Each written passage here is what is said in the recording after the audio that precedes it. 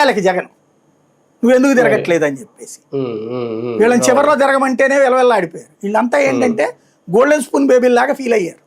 అంటే ఒక రకంగా వాలంటీర్ల వల్ల ప్రజలకైతే న్యాయమే జరిగింది, అందులో నో డౌట్.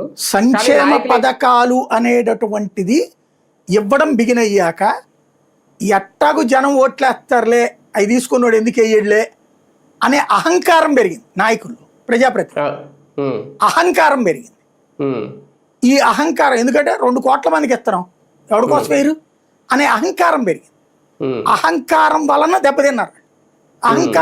అహంకారం వల్ల నోటి తోలొచ్చింది.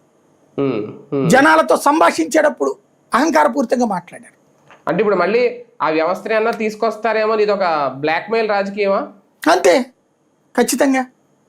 అంటే ఈవెన్ వాళ్ళ కార్యకర్తలు, కట్టర్ కార్యకర్తలు కూడా అదే కోరుకుంటున్నారండి, మా చేతికి ఇచ్చేయాలని చెప్పేసి. అది జరిగితే అంటే నేను అనేది ఏంటంటే ఇవాళ అలాగ కార్యకర్తల ద్వారా ప్రభుత్వం నడవాలి, పార్టీ నడవాలి అనే సిస్టమ్ తీసుకుంటే అసలు వైసీపీ గెలవదు. ఎందుకంటే కార్యకర్తల చేతికి కార్యకర్తలు, నాయకులు ఇప్పుడు నడిపిస్తున్నారు ప్రభుత్వాన్ని. వాళ్ళు ఉండగా మీకు ఎందుకు ఇస్తారు అవకాశం? ఇంకోటి, ఇప్పుడు కొన్ని పథకాలు ఇవ్వలేకపోతున్నారు, రేపు ఆయన కూడా ఇవ్వలేడు